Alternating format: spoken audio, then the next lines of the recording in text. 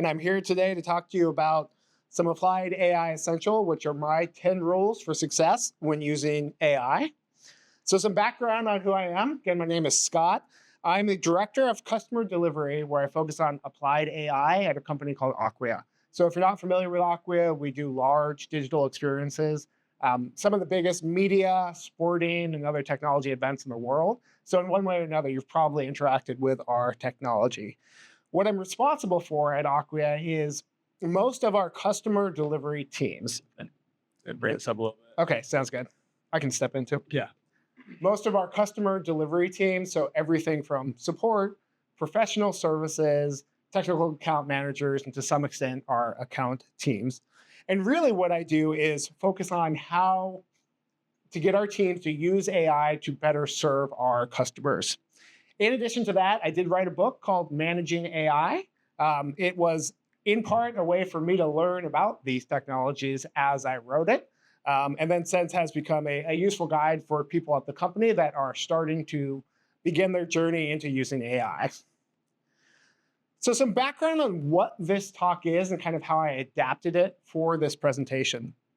So the origin of this started as for our executive teams at Acquia as they were going through their 2026 planning. They were asking me questions about how should we plan for AI, what should we do? And as we started talking, I took a step back and I said, I can't really tell you what tools to use because by next week, it's all going to change. It's moving so fast. But through our implementation projects, through working with customers, we kind of have some rules that we understand about the arena. And we realized that these were both applicable to those that were in leadership or management roles or to individual contributors. I hear this all the time from people. What does this mean for my career? So this is in part a way to think through how to safeguard your career, how leaders and how organizations are looking at these tools. That's right. So specifically at Acquia, I focus on applied AI. And what applied AI is using AI, so not developing AI. At Acquia, we do develop AI tools, but in my purview, it is how to use them effectively. And this is really for expert users, not data scientists. You don't have to be a deep technical person to take advantage of these tools. And it really is about solving problems and driving real value in the things that you're doing every day or for your customers. So with that, the first rule is AI is not a silver bullet. So it's an amplifier. It allows you to create a lot of things very quickly. But if you still have underlying issues with your process or dysfunction, it's not going to help. So most persistent problems we see are rooted in governance, disorganization, communication. And for any of you that have worked in technology for a while, this is not new. Technology is often not the answer to the problem. And this is a big takeaway. AI is incredibly powerful, but if you apply it to dysfunction, you're just going to get larger amounts of dysfunction. So the challenge there, and the question I'd ask people to ask themselves is, where are you hoping AI will save you when it's a deeper fundamental organizational issue? Take that to heart with every one of these questions that you're answering. The next rule is that everyone manages AI. So the traditional roles of an individual contributor and a manager are changing. If you are an individual contributor, you now have a team of agents who can effectively work with you for unlimited tasks. You are controlling a team, and you are responsible for their output just as if they were human workers. At the same time, as a manager, your need or your goal is to help unblock and maximize what can be done by those individual contributors. So really the rule I would say for that one is evaluate the roles and groupings that you have in your organization and think through, in the world of AI, do we have what we need? Do we have too many management layers? Do we have enough contributors? Are our contributors blocked or unblocked? Really kind of take that to heart. And the last thing I would add to that is the skill gap is very real. One of the things that we notice with AI is it is phenomenal at lifting up people that need the most help, right? So I hear this all the time. We'll roll out a tool and someone will say, it didn't give an answer as good as I would give it. And this is somebody who I'm talking to who is a world expert in the tool that we sell, right? There is no AI in the world that's going to answer that better than that person. But everybody has their shortcomings. I know plenty of technical people that are fantastic at solving problems and terrible at communicating. Use the tool for that. So really kind of focus on that. At the same time, the skill gap is widening. There are the people that will use these tools, and if you don't, you're going to start to fall behind. So, and then outcomes, not hours. And this is one, in my background at Acquia, prior to my current role, I led our professional services team. And a professional services team works very much like an agency. So we work on a billable hours basis. But quickly, we're starting to realize that the concept of billable hours is going away. It is value delivered. And so this is a really important one. If you run an agency, if you work at an agency, if you're a consultant or a freelancer, and your model is based around hours billed, that is fundamentally going to change very quickly. I don't know that I have a good answer for what that looks like, but it's something that you very much need to be aware of.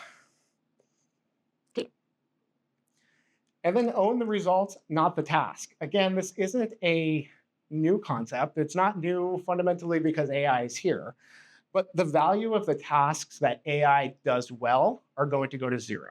Summarizing documents, finding the right things, the same things that we saw search do over the last 20 years. The value of those just becomes the table stakes for what you're doing. At the same time, focus on what the models can't do. So it is very easy for us to discount things as seeming hard because they feel easy for us. But there's a lot that we can do as humans that is incredibly difficult for machines. One of the examples that always jumps out to me is, when ChatGPT and these other tools first came out, people thought, oh, it's the end of creative writing, right? Writing, it can write these documents, it can do this, like what is the future of an author? And pretty quickly you start to learn that what the AI is good at is grammar, syntax, making a full document, because that's verifiable. It can verify it did that right. But you'll get a 100-page document that doesn't say anything or is not entertaining to read. So really focus on that part and don't base it on things that seem hard. Look for the things that seem easy for you and figure out how you can scale them.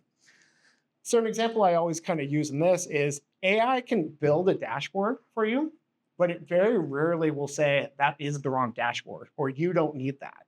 Taking that step back and really guiding customers on what they need is incredibly important.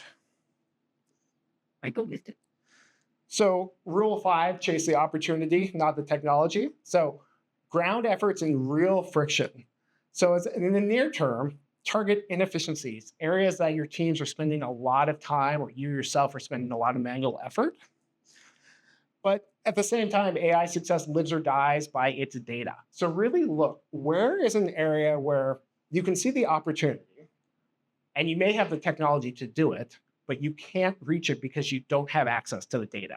And usually it's going to be a situation, if you're in a sufficiently large organization, where you know the data's there. You just can't access it, or you can't access it in a way that is usable for you. So rule 6, compounding. This is one, everything you're doing, continually reevaluate the tools you're using, the benefits they're providing. And we had a really good example of this internally at Acquia. So like most companies, when ChatGPT first came out, or first gained popularity, we had a lot of people that wanted to use it. And because we deal with a lot of sensitive data, we couldn't. So we had a team internally build a chat interface, and it was great. We had something we could use.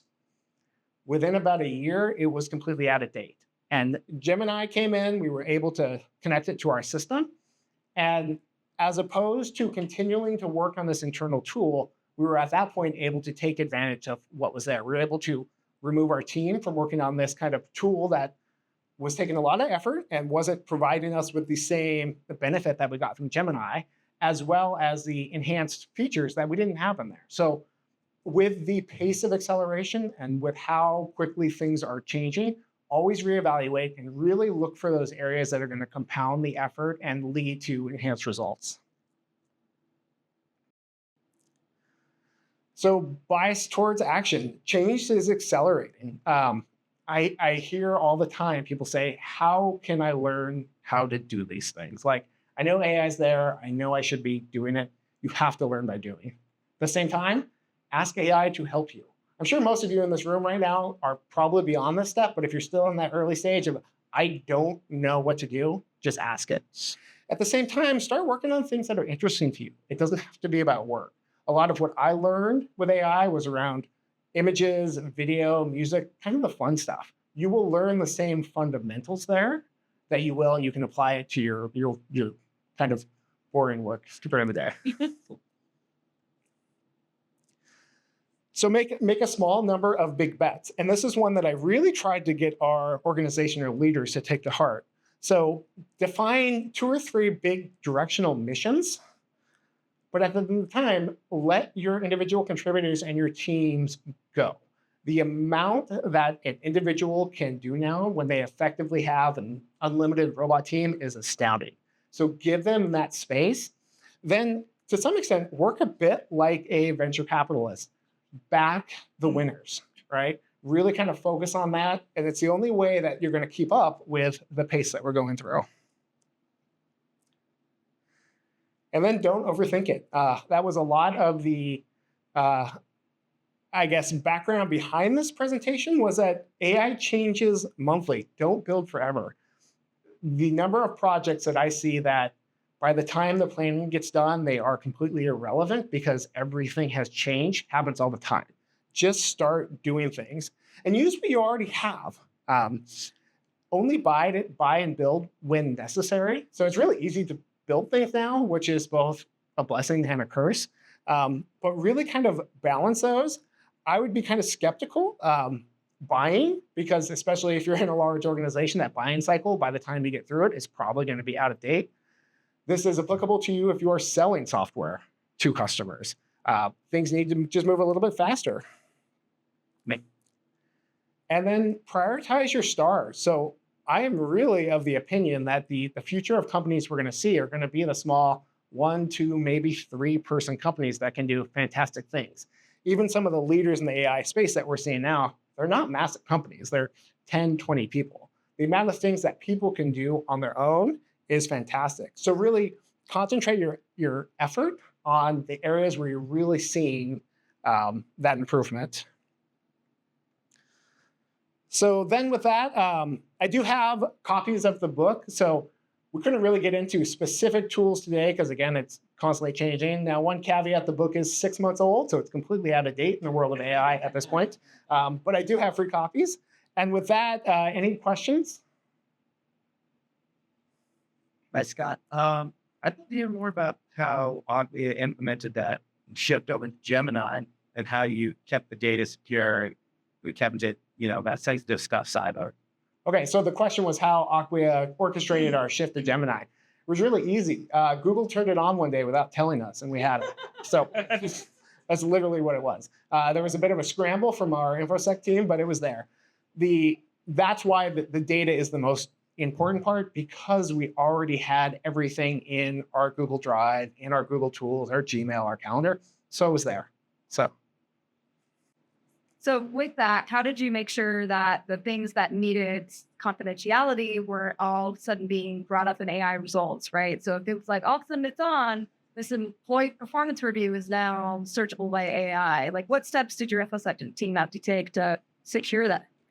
Nothing, because in that case, so the question was how, when Gemini was turned on, how did we kind of like segment information people shouldn't have access to? So this gets into how a tool like Gemini works, right? There is the training that happens on its own, and that's how it learns. And then when it's answering a prompt, it gathers knowledge.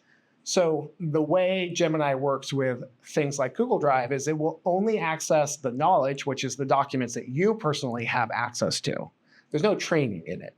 What effectively is happening is if you go to Gemini and you have it connected to your Google Drive, and you say, tell me everything about me, and you put your name in, it's going to do a search in your Drive or your email or your calendar for you, effectively copy and paste that into the prompt, and then answer the question. So it just follows and aligns with the information that's there. Now, we do have a related issue. So we rolled out a support bot recently that our customers can ask questions, and it really is a concern about the public-private information. We've heard stories from companies where their support bot was effectively teaching the customers how to commit fraud because it had access to fraud prevention documents and was saying like, oh yeah, if you just change your name here, change your phone number, you're good, right? And so you do have to watch out for that stuff. So, yep. So on that topic, how do you handle security at Acquia? I don't. The question was how do we handle security with AI at Acquia? Again, we have an organization, a security organization that does that. Now it is sometimes a friction point because we do need to move fast. We deal with we deal with government data, we deal with a lot of things, and so the processes that were already in place for segmenting that, like to some extent, you can treat AI like a person or an extension of the person using that. So with a tool like Gemini, we know that it's not training or reading or understanding that data any more than if it's stored in Drive. So if that person has access to it, now what you need to be careful with, and this is a human training, is if somebody asks it to write a big document and they don't read it and they send it off, that may have something in there you don't want. And so one of the rules we have is it doesn't matter if AI created it, you're responsible for it. Your name is on it. And so that's where you have the human in the loop. Something. Out of curiosity, do you see a return to the edge, bringing smaller models in to supplement Gemini? Do you think that'll happen in the future? Yeah, so the question was, do we see bringing smaller models in to supplement? Yes, absolutely. And we use many different models. So, Gemini itself has multiple models in it, depending on what you're going to do. And that is used a lot by our general kind of like human team as they're looking up questions or responses. Now, we do have different models that we use internally for development, for answering support questions. And the analogy that I use is it's kind of like picking the right car for the job, right? Sometimes you want something fast that is going to be a little bit limited in what it can carry, and sometimes you need a semi-truck. So understanding the feel of what a model can do, understanding your specific constraints, and understanding that you can change them. The biggest one I see is people that just default to something and don't know that there's a lot better out there. So if you're confronted with, why does AI seem to work for everyone but me? Make sure you're using one of the newer models, because that very much could be the issue. Did it really the question? Yeah. What are you guys looking for like new employees coming in on using AI? Like what skill level do you expect them to have nowadays? Yeah. The number one is, so the question was, what skill level do we look at for new employees as we're hiring in the context of AI? In some ways, it's the same. It's, can you solve a problem? Can you figure this out? Do you show initiative? Really those human qualities, right? Like the areas, again, that the non-verifiable parts. Can you tell a story with data? Can you understand the deeper concern and the problem here? Can you add that human element to what you're doing is absolutely critical. Awesome. Well, yeah. At the end, feel free to come grab a book. And thank you for coming out tonight. So I think we're on to Steve.